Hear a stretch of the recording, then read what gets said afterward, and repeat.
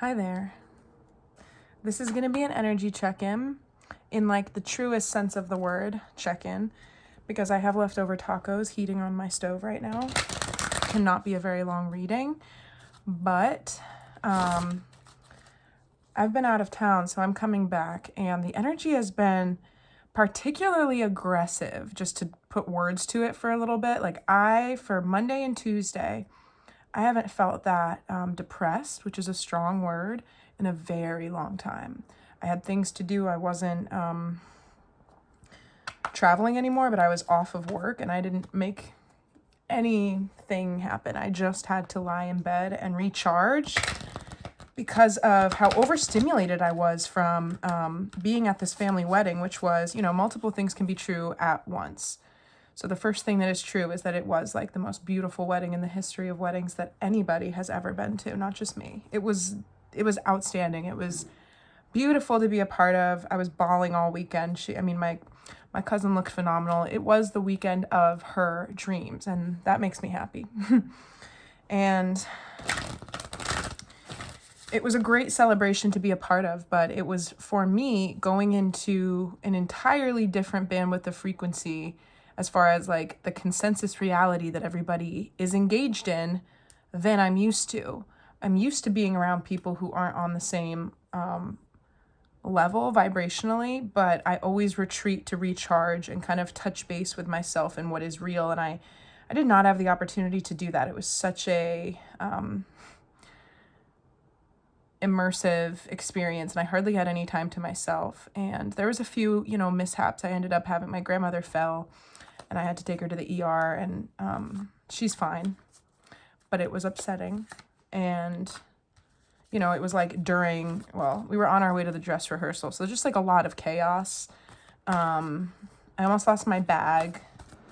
I did not, but when I went back to get it off of security, they were already going through all my makeup, like confiscating it. And if you know, that's not cheap stuff. So all these little weird, wonky things to deal with that kind of kept me not in like fight or flight, but like dialed up. And as we approached like the full moon in Aries being dominance and chaos and intensity, it feels like things are sort of reaching this breaking point. A lot of people feel this right now. It has to do with the political scene and all this stuff, but it's also this feeling like a lot of people are existing in this sort of like just like burnt out tunnel. And what's actually coming to an end, it's not, they're not going to collapse entirely. It's that way of doing things that is burning out. And so it's where we get if we refuse to start doing things in a new way. And so it's actually a pretty celebratory time, but what's being purged out and completed within the collective is really intense. It's really intense energy. And I'm not going to talk about it too much. I'm just going to keep this video brief, because my tacos. But I'm going to get the biggest obstacle in the advice, first of all, because I want to like put a shape to that. I'm feeling that energy, that this is like this grand obstacle overcoming time. So let's see what it is. Here, obstacle. It's the Wheel of Fortune. It's, and what's the advice? Mental conflict. Okay. So this is the classic depiction of like the girl with the blindfold, with the swords. It's like a self-imposed place of limitation and something of a stalemate energy, something of having to go inside, mental conflict, and touch onto something that isn't, like I'm seeing a map of a subway or like the underground in London, and all the different lines are different colors. Mental conflict, or at least mental processing, occurs in one color. It's all blue. And then like the spiritual component is the orange. So we're like switching trains. We're getting into a new level of relating to our own lives in order to work this all out, in order to hold it within ourselves emotionally and spiritually and mentally. It's like the more holistic understanding of what is happening in the world, because we've got a lot of people who are not exited the matrix, not awakened. We have a lot of people just still trying to find a way to fix the broken system instead of wanting to create a new system. And so in the micro macro of it all, there are certain things within our own lives that we're still trying to riddle through, but they have to be transcended away from that over processing, overthinking state. Okay, so that's the advice. But the main energy here as an obstacle is that we're opening to this massive turn of the wheel. And I was wrong. I was wrong the other day when I said that Pluto, maybe I said this last week, that Pluto was finally stationing in Aquarius. That doesn't happen for another like 4 weeks. November 19th, I think. I'm not an astrologer, and I hear these dates and I'm like made aware of them, and then I kind of work them into my readings, but you know, I get them wrong sometimes. So that's important too, though, because that's gonna be I just saw somebody, I don't know what this is called, smacking something, and it's like a toy, and it like springs this thing up. This moon sort of like, it's like if you were to bounce, like double bounce somebody on a trampoline or hit one side of the seesaw and send somebody flying, sort of that type of energy that we have with the full moon in Aries coming up here on the 17th. It's a super moon. When I was driving home tonight, I saw the moon rise, and it was epic. So amazing. Huge and like close to the horizon, and just like celestially moving. Back to my whole like recluse past 2 days. It's really important right now to make sure that you are keeping in touch with your highest vibrational state of being. If you're not taking time alone, if you're not taking time to clear your energy and like affirm your truth in even a very small way with your throat chakra, like by speaking something into existence, if you don't take time to speak truth on a daily basis, it's a good idea to do that. It's a strengthening act right now. It's the same as like going to the gym, but it's like the spiritual gym of your life. Another thing about my weekend is that I can find myself surrounded by people I love and very celebratory experiences, but it's a different bandwidth of reality. And it's for me very much having to play a part in order to keep things copacetic and not make people uncomfortable, because my beliefs are so, well, they sound a lot like all of the really twisted conspiracy theories on the internet and all of this. And it's very interesting. I feel like I've been tracking this subtle theme about my relationship to others in these videos for weeks now. Because not everybody's on their own island. Some people are born into like more ready-made groups of people and stuff. And we also kind of migrate through, and by that I just mean, a weird expression. By that I just mean equally awakened souls around them. And we migrate between different groups over time as we evolve and sort of shift out of vibration with certain people into vibration with other people, vibrational alignment. That's another big theme right now, is that we're shifting into vibrational alignment heavily with a lot of people that are going to be excellent collaborators with us, whether or not it's romantic partnership or if it's just collaborators of any kind, you know, business or friendship. The power of people coming together in new energy that is free from all of like this density and this crap. Like, I cannot stand how negative and ridiculous some of the stuff is that I'll just talk about it at a later time in a longer video, but let me get the current energy, the energy to embrace and the energy to release. And I gotta go. I'm starving. Did something flip here? Nope. Yeah.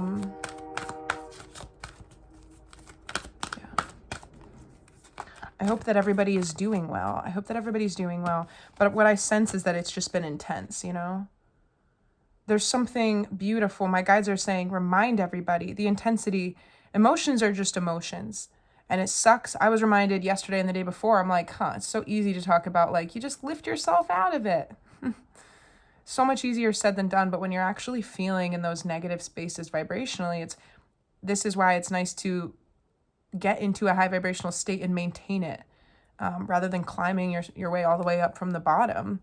Not that I was at the bottom or anything, it's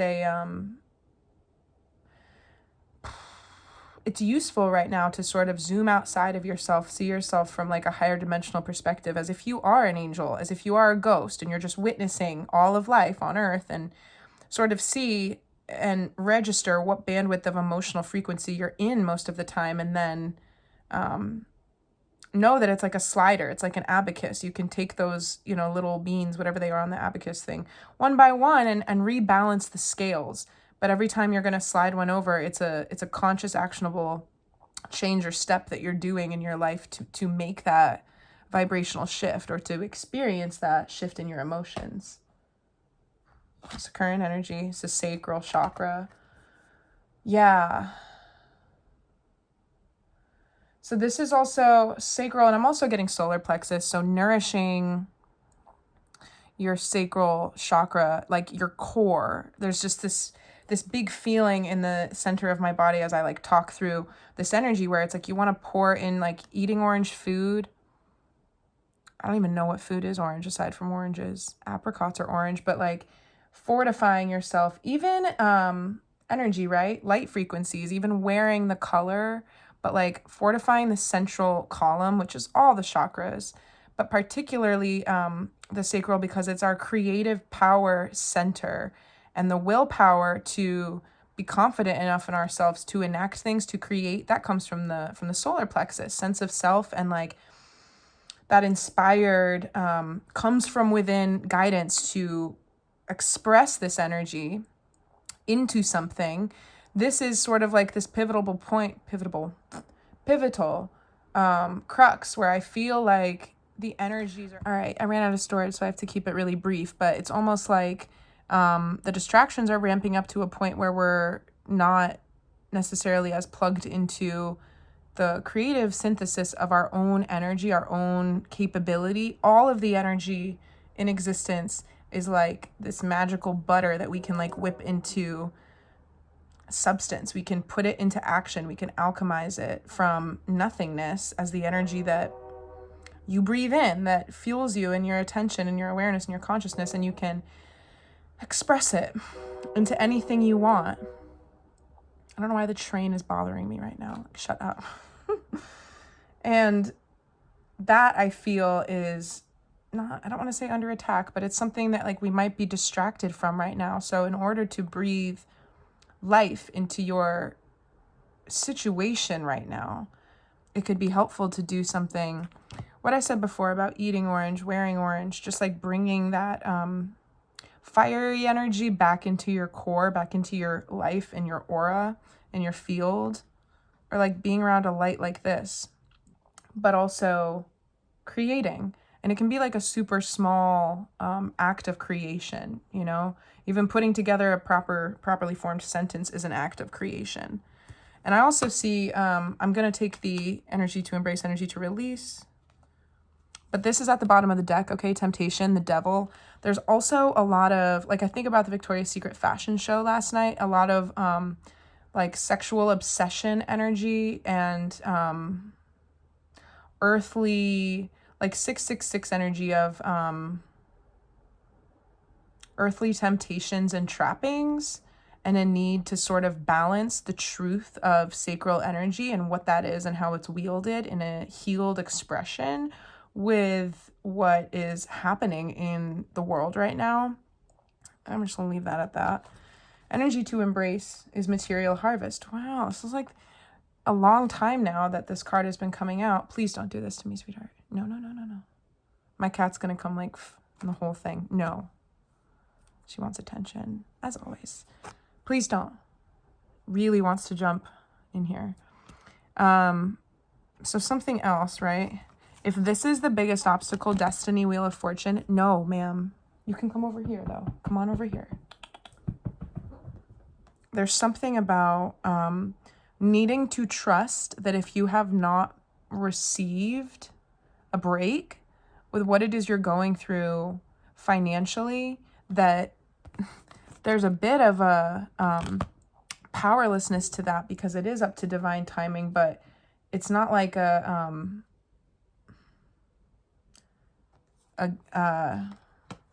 it's guaranteed, right? This card says destiny. So it's like how would you, if you knew that you were completely fine materially, financially, if you knew that that wasn't an issue, how would you behave? How would you feel?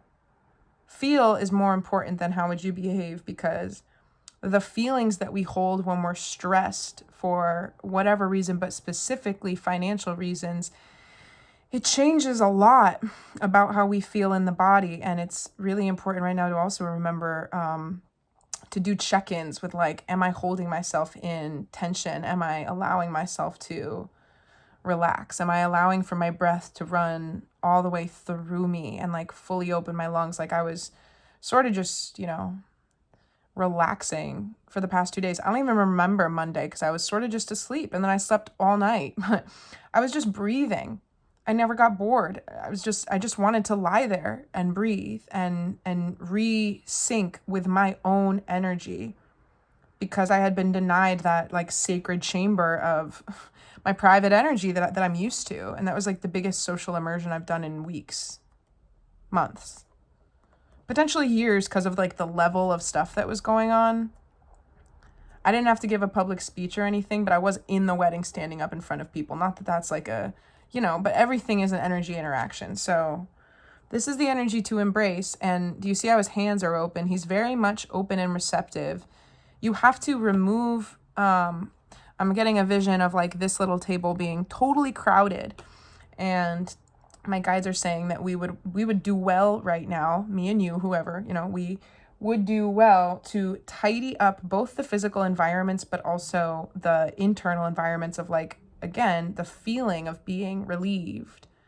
If there's not that feeling there, what is there? What do you touch into emotionally and mentally throughout the day? And what objects off your, bureau or table can you remove to be able to have some space for your open hands? Because that's how you're going to receive. And the universe is actually always funneling goodness to you. But the reason why you don't get it is because your hands are braiding cosmic umbilical cord of life. What's happening to you, moment by moment, you're busy braiding with other cords. You have to release them. And this moon is going to help us release. But if we don't get ahead of it or start to kind of like check in with ourselves emotionally, I was telling people, I'm like, I feel like I'm like boarding up my door. I'm like, not available. Just still being asked to like come out and do things, like with just coming off of a very busy weekend by my standards. And I know for a fact that if I don't do this recharging, I will get physically sick, because everything's connected and I know my system so well. So it starts off as tiredness, and then I get super cranky, and then I'll get physically sick. And like, it's like, know thyself, right? Like, it doesn't have to make sense to anybody, but this is how it goes for me and lots of sensitive people. So I think with ascension symptoms and actual sickness seasonally going around, and the chaos that Aries full moons can bring, I'm seeing that, I'm seeing Wednesday Addams in front of like the play and all the fire. That's the Aries full moon, like looking over her shoulder at everything, just like churning and burning. But like, fire is one of the strongest elements of alchemy, right? Like forged by fire. So there's big stuff coming out to be purged. It's going to help us do this release, but it's going to be a lot more merciful if you're consciously co-creating that release. The universe will send a tower moment if you do not step up to the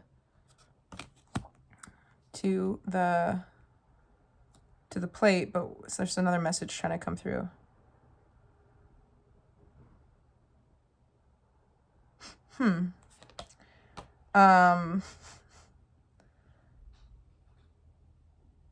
I'm getting a vision of an auction. So like step up to putting value on, sort of a weird message that I'm too tired to translate.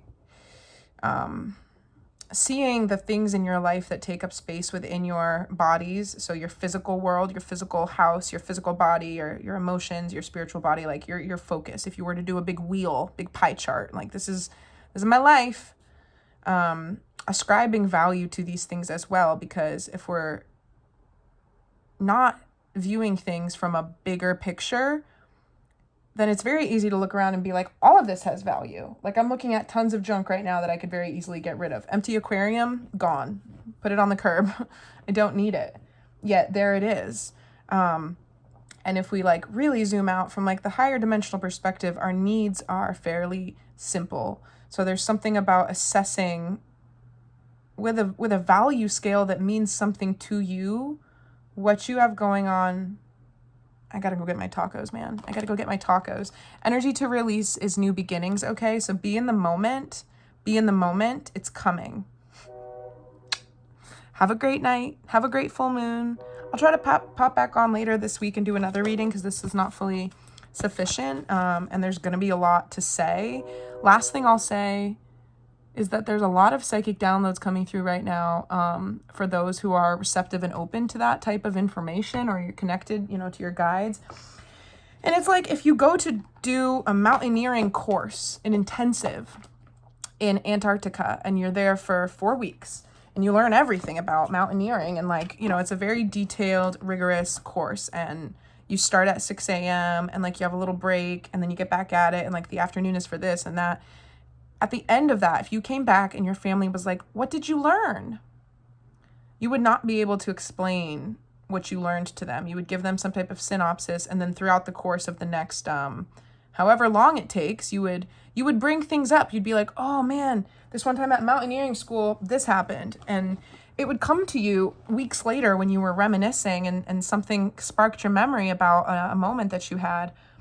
But these downloads that I've been getting, it's really beyond language. And a lot of these things are such ancient memories.